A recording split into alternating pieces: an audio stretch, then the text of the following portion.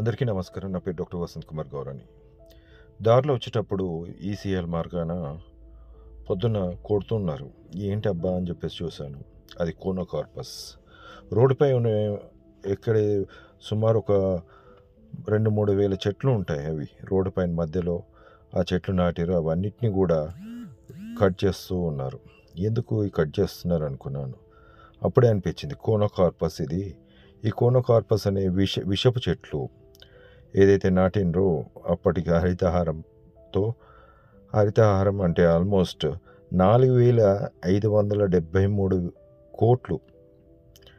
అర్థం చేసుకోవచ్చు. ఇది ప్రజల సొమ్ముతోటి పిచ్చి మొక్కలు అంటే కలుపు మొక్కలు అనొచ్చు, లేకుంటే విషపు మొక్కలు అనొచ్చు.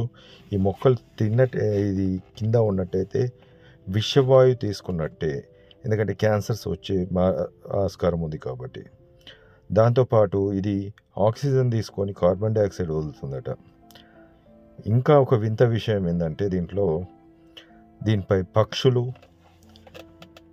లేకుంటే క్రిమికీటకాలు ఇవన్నీ ఏవి కూడా దాని మీద వాలేయట. ఇట్లాంటి విషపు మొక్కల్ని నాటి ప్రజల సొమ్ముతో ఈరోజు ఏదైతే 4,500 కోట్లు, చిన్నగా 45 కోట్లు కాదు, 4 కోట్లు కాదు, 4,500 కోట్లు రూపాయలు ప్రజల సొమ్ముని ఈ విధంగా బూడిపాలు చేయడం అనేది చాలా దురదృష్టం అని చెప్పుకోవచ్చు. మీరు చూస్తున్నారు ఇక్కడ చెట్లు ఏదైతే ఉన్నాయో అవన్నీ కూడా కోనోకార్పస్.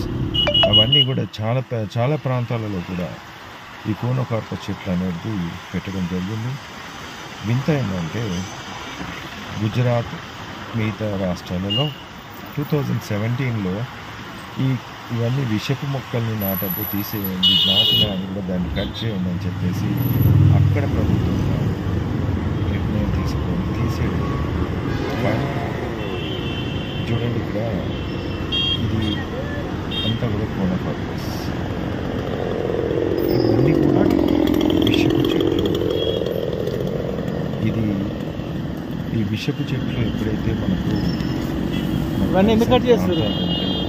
అది హానికరం, ప్రజలకు క్యాన్సర్ చెట్ల పవన్ కళ్యాణ్ మొత్తం మరియు తెలంగాణ రాష్ట్ర స్పీకర్ గారు డైరెక్ట్గా అసెంబ్లీలో చెప్పారు.